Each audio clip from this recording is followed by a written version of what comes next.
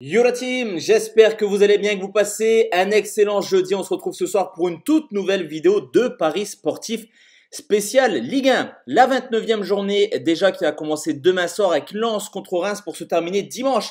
À part le choc de cette journée, Auxerre contre l'Olympique Lyonnais, à savoir que le match entre Nantes et le Paris Saint-Germain a été reporté étant donné que Paris est encore qualifié en Ligue des Champions. Il y avait eu un report qui avait été demandé, qui avait été accepté par la Ligue de football. Donc cette fois-ci, on aura 8 matchs à analyser tranquillement. Si toi aussi tu aimes les paris sportifs, n'oublie pas le petit pouce bleu et je t'invite également à rejoindre dès maintenant mon canal Telegram. Hier dans la soirée Ligue des Champions, on a fait un perfect sur nos buteurs. En tout cas, le save qui était Dembélé ou Doué et le conseil du côté du Barça avec Guirassy ou Rafinha buteur. On fait passer deux cotes plutôt intéressantes et sur l'ensemble de la LDC, honnêtement, on a été plutôt pas mal. Dimanche dernier, on avait proposé 4 pronostics sur YouTube. On en valide 3. On avait senti la douille de l'Inter de Milan capable de faire un coup au Bayern.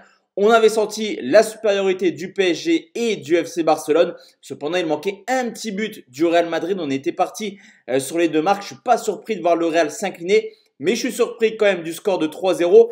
Donc on a quand même fait de très très belles performances. Le canal Telegram, il est en commentaire épinglé. N'hésite pas à nous rejoindre, les bêtes publiques sont totalement gratuits. On commence tout de suite cette vidéo avec Lens qui reçoit Reims. La donne est simple au niveau du classement. Lens est 9e actuellement avec 5 points de retard sur Nice qui est le premier européen avec sa 6e place.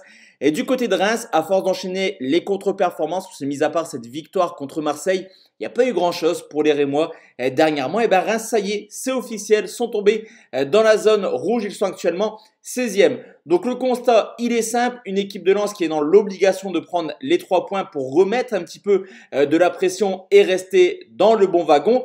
Du côté de Reims, je pense qu'on va défendre à 100% et essayer d'accrocher un point du match nul. Un point qui, selon moi, est plutôt probable quand on voit les performances lensoises à domicile. 6 victoires, 2 nuls pour déjà 6 défaites et seulement 15 petits buts marqués. D'ailleurs, sur l'ensemble de la saison, c'est tout simplement deux des équipes les moins prolifiques. 2,6 buts pour Reims, 2,2 buts pour Lens. Personne ne fait pire que les Lensois.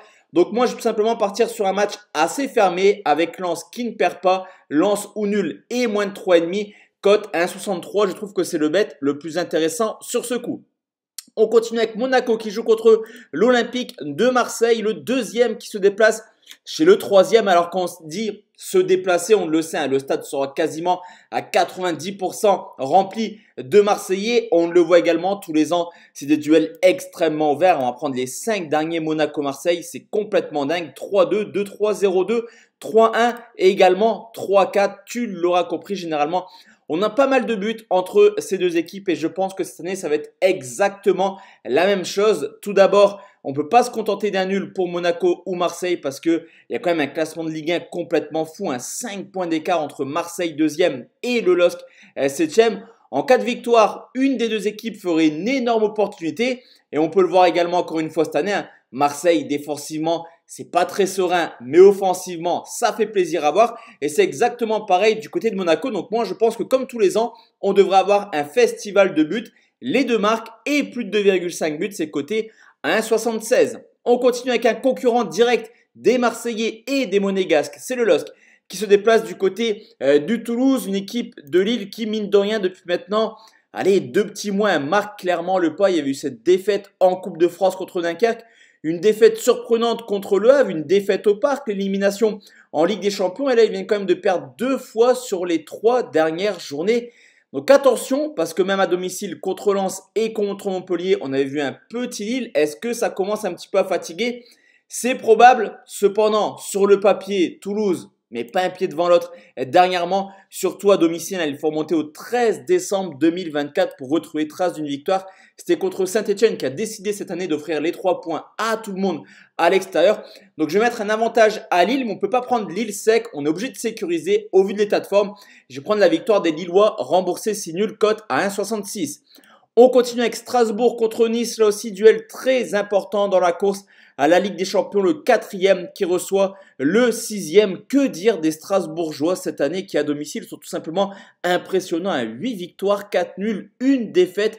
13 buts encaissés pour 24 marqués. Très très belle performance des Alsaciens qui en plus de ça ont démontré qu'ils étaient capables de hisser leur niveau de jeu contre des adversaires et des concurrents, j'ai envie de te dire, directs. Il y a eu cette victoire contre Lyon, il y a une victoire contre Marseille, il y a eu une victoire contre Lille. Elle fait plaisir à voir cette équipe strasbourgeoise, surtout que Nice actuellement est un petit peu en difficulté. Ils viennent de prendre un point sur les 12 derniers possibles. Cependant, cette équipe niçoise là aussi, elle fait plaisir à voir. Je pense qu'on aura quelques buts dans ce match. Mais je vais mettre un avantage à Strasbourg parce que Nice à l'extérieur contre le top 5, généralement, ça perd. Je vais prendre Strasbourg ou nul et plus d'1,5 but, cote à 1,86. On continue avec Saint-Etienne qui reçoit Brest. Et sur ce coup, les gars, j'ai envie de vous dire, le nul n'arrange personne. On a Saint-Etienne qui est actuellement 17e avec 23 points. Peu importe le résultat de Saint-Etienne contre Brest, Saint-Etienne sera toujours en position de relégable au vu de leur différence de but. Du côté de Brest, peu importe le résultat, ils resteraient également hors des places européennes. Donc autant dire que pour eux, le nul n'arrange personne. Les deux équipes voudront absolument s'imposer et on le voit toutes les semaines. Avec Saint-Etienne, c'est un petit peu porte ouverte, mine de rien, 23 buts déjà encaissés à domicile et une 64 au total à égalité avec Montpellier qui terminera pire défense. Honnêtement, c'est un beau challenge que les deux équipes peuvent se donner. Et à côté de ça, on a une équipe de Brest qui à l'extérieur n'est pas forcément très sereine mais qui reste également sur de belles performances dernièrement. Ça y est, l'élimination en Coupe de France et en Ligue des Champions a été digérée. Ils viennent de prendre 10 points sur les 12 derniers possibles en marquant tout de même la bagatelle de 8 buts, donc une moyenne de 2 buts par match. Jouer un match assez ouvert, je vais prendre un plus de 2,5 à 1,60, ça me paraît assez sympa. On continue avec Angers qui reçoit Montpellier. Là, sur ce coup, ça y est, il n'y a plus d'espoir. Montpellier devrait logiquement descendre en deuxième division. Il y a actuellement 11 points de retard sur Reims. Si on part du principe qu'il reste 6 journées, donc 18 points à prendre, je vois mal comment Montpellier pourrait prendre 12 points et voir tous les adversaires, les concurrents directs s'incliner. Donc ça y est, Montpellier est quasiment en Ligue 2. C'est une question de journée. Il y a eu un changement de coach. On va commencer un petit peu à penser à l'an prochain. Angers à 1,80, c'est extrêmement séduisant. Cependant, les Angevins restent sur 5 matchs sans but marqué et surtout sur 5 défaites. Donc je vais prendre Angers au nul et plus d'1,5. Côté à 1,62, je vois quand même Montpellier essayer, on va dire, de se réveiller. Mais c'est un peu comme Saint-Etienne, défensivement c'est catastrophique. Donc je vais partir sur un petit match avec Angers au nul et plus d'1,5. On continue avec Le Havre qui joue contre Rennes. Les Havrais, ça y est, qui sont sortis de la zone de relégation. C'est largement mérité. J'aime bien cette équipe du Havre qui encore une fois vient de marquer 2 buts.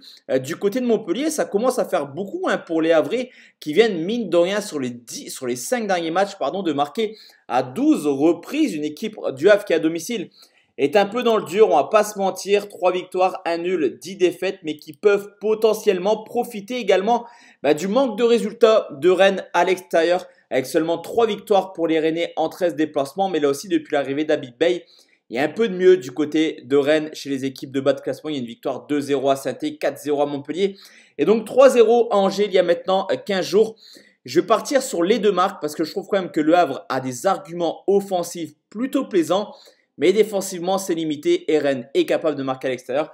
Donc, je vais prendre les deux marques. Et enfin, Auxerre contre l'Olympique Lyonnais. On le sait, Lyon joue ce soir en Ligue Europa contre Manchester et ils joueront le match retour jeudi prochain. Donc, sur ce coup, je vais tranquillement attendre d'avoir les compos d'équipe pour vous proposer mon bet. On pourrait peut-être avoir un turnover si le match est extrêmement serré contre Manchester ce soir. À vue d'œil comme ça, j'ai envie de te dire que ça sent un petit peu le traquenard pour les Lyonnais. On le voit depuis le début de saison. Auxerre, c'est très très cohérent à domicile. Les deux marques, c'est plutôt intéressant, mais sur ce coup, je préfère partir sur des buteurs parce que pour moi, il y aura minimum 2 buts dans ce match. Donc, je vais attendre d'avoir les compos d'équipe et je vais vous proposer des buteurs. Et donc, pour ceux qui écoutent la vidéo, si vous voulez prendre les deux marques, ça serait mon conseil sur ce match. Donc voici la team, mes avis concernant cette nouvelle journée de Ligue 1. On se retrouve demain soir pour parler Première Ligue et on enchaînera dimanche avec les quarts de finale retour de LDC et la masterclass du PSG qui s'est imposé 3-1 hier contre Aston Villa. Excellente soirée à tous et à toutes. On se retrouve demain soir. Ciao, ciao à la team.